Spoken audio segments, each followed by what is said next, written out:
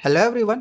आज के इस वीडियो में मैं तुम्हें क्लास 10th पॉलिटिकल साइंस का चैप्टर 1 पावर शेयरिंग से 20 मोस्ट इंपॉर्टेंट एमसीक्यू क्वेश्चंस की प्रैक्टिस करवाने जा रहा हूं। क्वेश्चन तुम्हारे एग्जामिनेशंस में यहां से 100% गारंटीड है कि आ जाएगा। तो बिना किसी देरी का चलिए हम एक एक करके सभी क्वेश्चंस एंड आंसर्स को समझते हैं। सो फर्स्ट क्वेश्चन है, which one of the following communities constituted majority in Brussels. Brussels में इनमें से किस प्रकार की कम्युनिटीज़ की मेजोरिटी थी, यानी कि ब्रसल्स में इनमें से किस तरह की कम्युनिटी ज़्यादा पाई जाती थी। फ्रेंच स्पीकिंग लोगों की, डच बोलने वाले लोगों की, जर्मन बोलने वाले लोगों की, या फिर नन ऑफ दैम यानी इनमें से कोई भी नहीं। तो इसका राइट आंसर होगा ऑप्शन ए, फ्रेंच स्पीकिंग लोगों की मेजोरिटी ज़्यादा थी ब्रसल्स में। नेक्स्ट क्वेश्चन नंबर 2 है, in which one of the following countries principles of majoritarianism led to civil war. इसमें से किस कंट्रीज में प्रिंसिपल ऑफ मेजोरिटेरियनिज्म की वजह से सिविल वॉर होती है। पाकिस्तान में, श्रीलंका में, बेल्जियम में या इंडिया में। तो इसका राइट आंसर होगा ऑप्शन बी, श्रीलंका में। क्वेश्चन नंबर आगे 3 है, which two languages are generally spoken in Belgium. Belgium में जनरली इसमें से कौन से दो लैंग्वेजेस बोले जाते थे। French and English, Dutch and English, French and Dutch या डच एंड सिन्हाला। तो इसका राइट आंसर होगा option C, French and Dutch. Question number आगे 4 है, which of the following ethnic groups in Belgium has the largest population. इसमें से कौन सा बेल्जियम में इथनिक ग्रुप्स की पॉपुलेशन ज़्यादा थी। इसमें से बेल्जियम में किस प्रकार की इथनिक ग्रुप्स की पॉपुलेशन ज़्यादा थी। वैलून ग्रुप की, फ्लैमिश ग्रुप की, जर्मन ग्रुप की या फिर नन ऑफ द अबव इनमें से कोई भी नहीं। तो इसका राइट आंसर होगा ऑप्शन बी, फ्लैमिश रीजन में। ठीक है, फ्लैमिश ग्रुप की जो पॉपुलेशन थी वो ज़्यादा थी, ये लगभग 59% था। ठीक है, इसको याद रखना। क्वेश्चन नंबर 5 है, division of powers between higher and lower levels of government is called. Power का जो डिवीजन होता है हायर एंड लोअर लेवल के गवर्नमेंट, तो इसको हम क्या कहते हैं।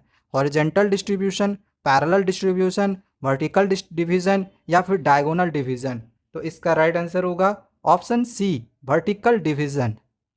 क्वेश्चन नंबर आगे 6 है, Tamil natives of Sri Lanka are called. Sri Lanka के जो तमिल नेटिव्स है इनमें से क्या कहलाते हैं। श्रीलंकन तमिल्स, इंडियन तमिल्स, मुस्लिम तमिल्स या फिर नन ऑफ द अबव यानी कि इनमें से कोई भी नहीं। तो इसका राइट आंसर होगा ऑप्शन ए, श्रीलंकन तमिल्स। क्वेश्चन नंबर 7 है, what is the percentage of German speaking people in Belgium. Belgium में जर्मन बोलने वाले लोगों की परसेंटेज इनमें से क्या है। 21%, 11%, 1% या 10%। तो इसका राइट आंसर होगा ऑप्शन सी, ओनली 1% लोग जर्मन बोलते हैं बेल्जियम में। ठीक है, नेक्स्ट क्वेश्चन नंबर 8 है, power sharing is desirable because it helps. Power sharing जरूरी है क्योंकि ये मदद करता है, यानी ये हेल्प करता है। इनमें से क्या हेल्प करता है। तो ऑप्शन ए है, to increase pressure on government. क्या ये गवर्नमेंट के ऊपर प्रेशर देती है। ऑप्शन बी है, to reduce possibilities of conflicts, यानी टकराव की पॉसिबिलिटी को ये कम करती है। ऑप्शन सी है, to generate awareness among people, यानी लोगों में ये अवेयरनेस को जनरेट करती है। या फिर to increase percentage of votes के परसेंटेज को ये बढ़ाती है। तो इसका राइट आंसर होगा option B, to reduce possibilities of conflicts, यानी टकराव की पॉसिबिलिटी को कम करती है। इस वजह से पावर शेयरिंग जरूरी होता है। नेक्स्ट क्वेश्चन नंबर 9 है, which one of the following statements about community government is true. Community government को लेकर इसमें से कौन सा स्टेटमेंट सही है। तो ऑप्शन देखते हैं। पहला ऑप्शन दिया गया है कि power is shared among different organs of the government. Option B है, power is shared among government at different levels.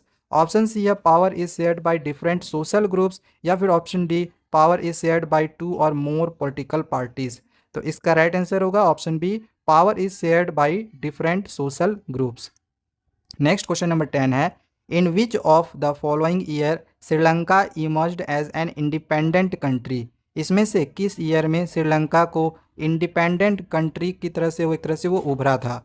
1947 में, 1948 में, यहाँ पे एक बार फिर से रिपीट हो गया 1948 या फिर 1950 में। तो इसका जो राइट आंसर होगा ना, ये 1948 ही होगा। ठीक है, ये दोनों आंसर यहाँ पे सही हो रहे हैं। ठीक है, आंसर इसका 1948 होगा। ठीक है, नेक्स्ट क्वेश्चन नंबर 11 है, how many times the constitution of Belgium was amended between 1917 to 1993। मतलब कितनी बार जो कॉन्स्टिट्यूशन है वो बेल्जियम को बदला गया था बिटवीन 1970 से 1993 के बीच में? 2 बार, 3 बार, 5 बार या 4 बार? तो इसका राइट आंसर होगा ऑप्शन डी, 4 बार बदला गया था। ठीक है, ऑप्शन डी होगा, 4 बार बदला गया था। क्वेश्चन नंबर 12 है, which of the following is the capital of Belgium? इसमें से बेल्जियम का कैपिटल क्या है? पेरिस, फ्रांस, ब्रसल्स या नन ऑफ दिस, इनमें से कोई नहीं? तो इसका राइट आंसर होगा ऑप्शन सी, ब्रसल्स। बेल्जियम का कैपिटल क्या है? ब्रसल्स है। नेक्स्ट क्वेश्चन नंबर 13 है, which language was declared as the only official language of Sri Lanka by an act passed in 1956? 1956 में ना एक एक्ट पास हुआ था जिसमें श्रीलंका में एक ही ऑफिशियल लैंग्वेज को डिक्लेयर किया गया था। इसमें से कौन सा ऑफिशियल लैंग्वेज को डिक्लेयर किया गया था? तमिल को, सिन्हाला को, हिंदी को या इंग्लिश को? तो इसका राइट आंसर होगा ऑप्शन बी, सिन्हाला को। ठीक है। नेक्स्ट क्वेश्चन नंबर 14 है, which of the following countries have federal division of powers? इसमें से किस कंट्रीज में फेडरल डिवीजन ऑफ पावर्स है? इंडिया में, बेल्जियम में, श्रीलंका में या फिर दोनों, ए एंड बी, यानी इंडिया एंड बेल्जियम दोनों में ही? तो इसका राइट आंसर होगा option D, both A and B, दोनों में ही फेडरल डिवीजन ऑफ पावर्स है। ठीक है, इंडिया और बेल्जियम दोनों में ही। क्वेश्चन नंबर आगे 15 है, most of the Sinhala speaking people in Sri Lanka are? Most of the Sinhala speaking people, Sri Lanka के जो ज़्यादातर सिन्हाला बोलने वाले लोग हैं वो इनमें से क्या है? बुद्धिस्ट हैं, हिंदूज़ हैं, मुस्लिम्स हैं या क्रिश्चियंस हैं? तो इसका राइट आंसर होगा ऑप्शन ए, बुद्धिस्ट है वो। क्वेश्चन नंबर आगे 16 है, when did the civil war of Sri Lanka end? Civil war Sri Lanka में जो चल रही थी ये कब ख़त्म हुई? 2001 में, 2009 में, 2005 में या 1991 में? तो इसका राइट आंसर होगा ऑप्शन बी, 2009 में। क्वेश्चन नंबर 17 है, which one of the following countries does not share its boundary with Belgium? इसमें से कौन सा कंट्री बेल्जियम की बाउंड्री को शेयर नहीं करता? जो शेयर नहीं करता है वो बताना है। फ्रांस, नीदरलैंड, स्वीडन या फिर लग्जमबर्ग? तो इसका राइट आंसर होगा ऑप्शन सी, स्वीडन जो हैगा वो बेल्जियम की बाउंड्री के साथ शेयर नहीं करता है, बाकी ये सब बेल्जियम की बाउंड्री के साथ शेयर करते हैं। ठीक है। नेक्स्ट क्वेश्चन नंबर 18 है, which language is dominantly spoken in Belgium? Belgium में इसमें से कौन सा लैंग्वेज ज़्यादातर बोला जाता था? डच, स्पेनिश, फ्रांस या इटालियन? तो इसका राइट आंसर होगा ऑप्शन ए, डच। ये लगभग 59% बोला जाता था। ठीक है। नेक्स्ट अब आगे क्वेश्चन नंबर 19 दिया गया है, power sharing is a good way to ensure the stability of? Power sharing एक अच्छा वे है जो कि स्टेबिलिटी को इंश्योर कर सकती है। किस तरह की स्टेबिलिटी को? तो पॉपुलेशन को, पॉलिटिकल ऑर्डर को या इन दोनों को या फिर नन ऑफ द अबव, इनमें से कोई भी नहीं? तो इसका राइट आंसर होगा ऑप्शन बी, ये पॉलिटिकल ऑर्डर की स्टेबिलिटी को इंश्योर कर सकती है। नेक्स्ट क्वेश्चन नंबर 20 जो कि ये लास्ट क्वेश्चन है, कि when power is shared among different organs of the government is called as? जब power different organs of the government, यानी कि गवर्नमेंट के डिफरेंट डिफरेंट ऑर्गन्स में ये शेयर करती है, तो ये क्या कहलाती है? Horizontal distribution of power, community distribution of power, coalition of power या फिर फेडरल डिस्ट्रीब्यूशन ऑफ पावर? तो इसका राइट आंसर होगा option A, horizontal distribution of power. तो ये 20 क्वेश्चन जो अभी हमने आप लोगों को दिए हैं ना, परीक्षा में इससे आउट क्वेश्चन तुम्हारा बिल्कुल भी नहीं जाने वाला है। बाकी अगले चैप्टर के लिए चैनल को सब्सक्राइब करके रख लेना। Thank you, bye bye.